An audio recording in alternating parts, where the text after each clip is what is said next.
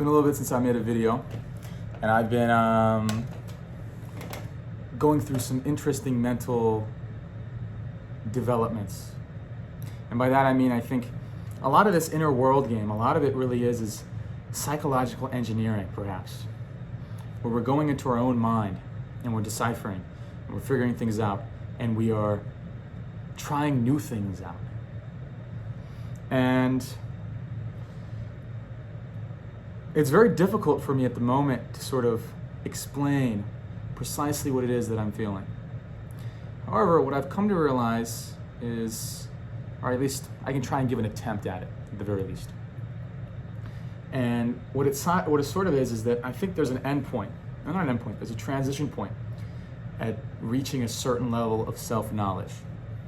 And the transition point is that once you've reached that level of knowing who you are,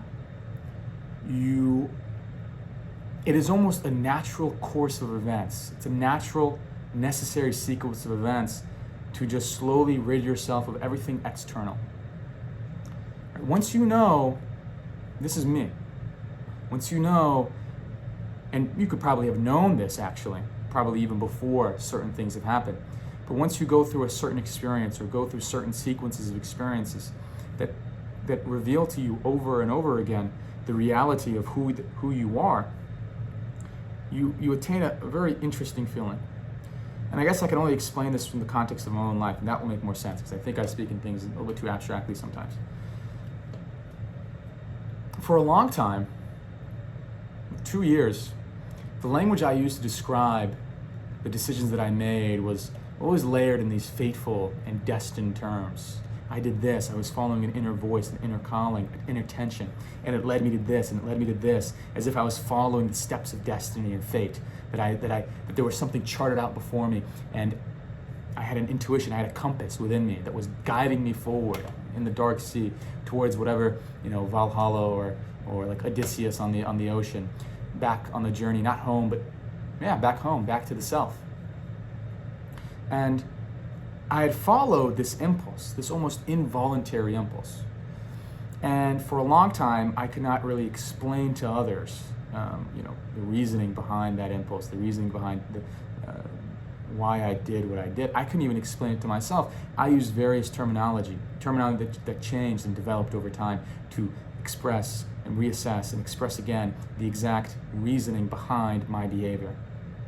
And I remember a couple months ago, I thought to myself, when I was in the 18th year of my life, when I was the last year of high school, I remember telling my class, my crew class, and this was when a professor had asked us, well, what do you want to do with your life, or a teacher? What do you want to do with your life? And this was after I'd already, applied for college, gotten in. I was going to study econ at that point, and I was going to switch.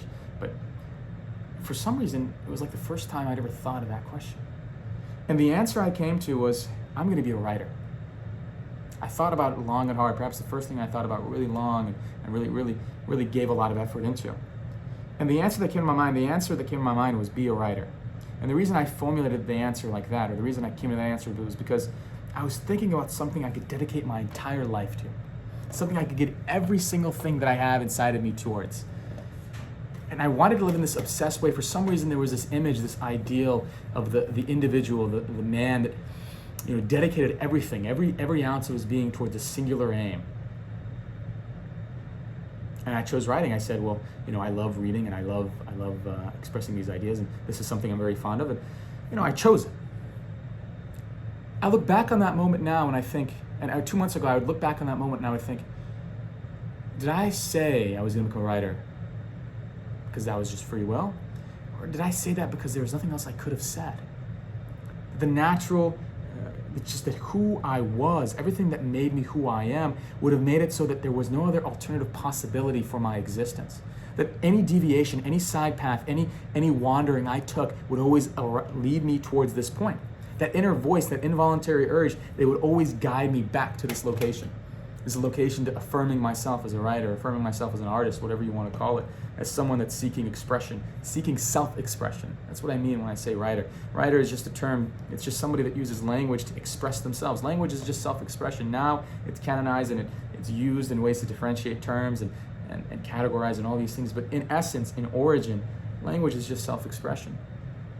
And writing is just another medium for that. And that's what I've chosen. So this selection of self-expression, did I choose that because, I wanted to, that it was just a choice among others? I could have chosen it like computer science or I don't know, construction or engineering. Or did I choose it because there was nothing else I could have chosen?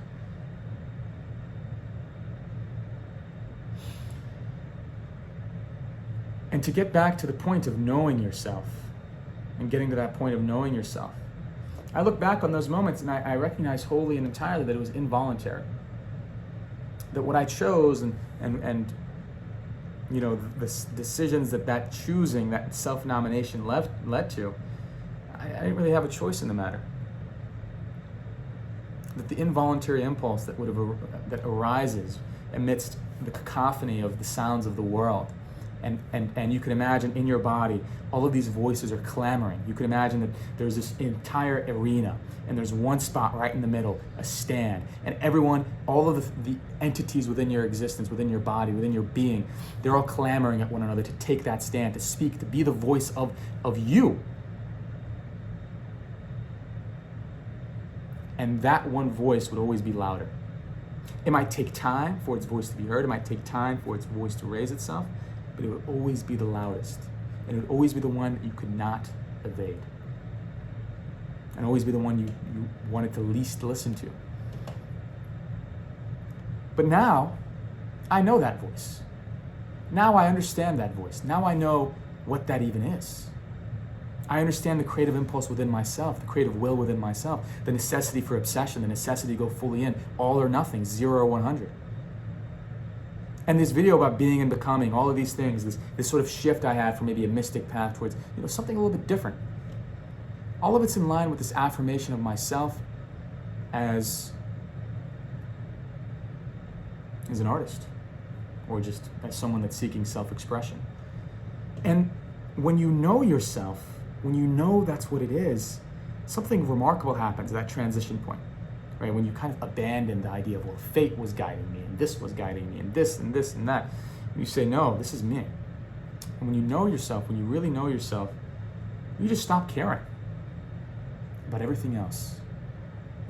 Slowly but surely, all of the external voices, they pale in comparison.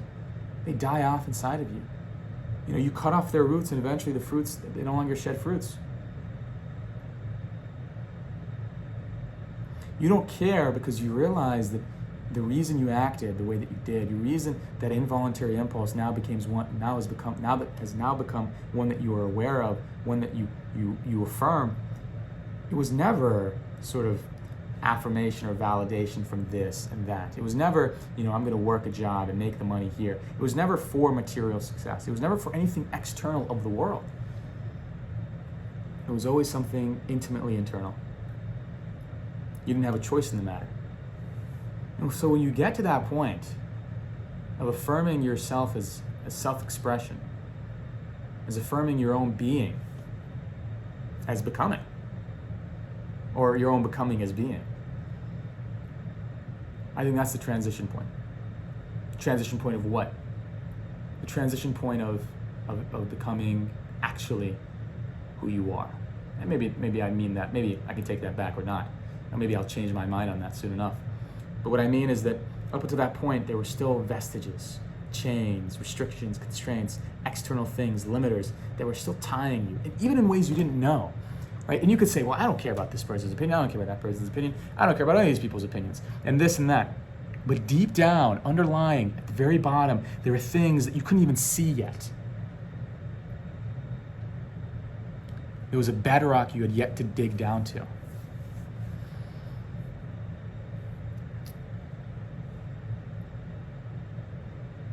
And I think that transition point is when you move past the bedrock of the earth. And the bedrock isn't in the center of the earth, the bedrock is at the ceiling. Because now, a lot of people say, in space is a void. And there's no direction, no up, down, left, right, anything. When you're in a void, you have nothing grounding you. But what these people don't understand is that you are your own gravity. You choose your own direction. Once you get to that point, you are self-becoming. There is no void because you are the existence. And that, I think, is the moment of true self-expression. And I want to caveat this because people will say, oh, you got it, and now you're just going. No. The thing about expression, the thing about everything creative, the thing about everything in life is that it's seasons, is that it's cyclical, is that it has these waves. It moves and it crashes. And in the same way that spring, has harvest, and it leads to summer, a beautiful season, and then fall, and then winter, where there's sterility, where nothing grows. All those things, they follow one another, they connect to one another. And so expression, affirming your own existence, for example, in this sense, it's that you affirm even the moments of sterility, because that's actually and I'm not saying that's part of the journey, it is part of the journey, but that's something I already said before. What I mean is that's part of who you are.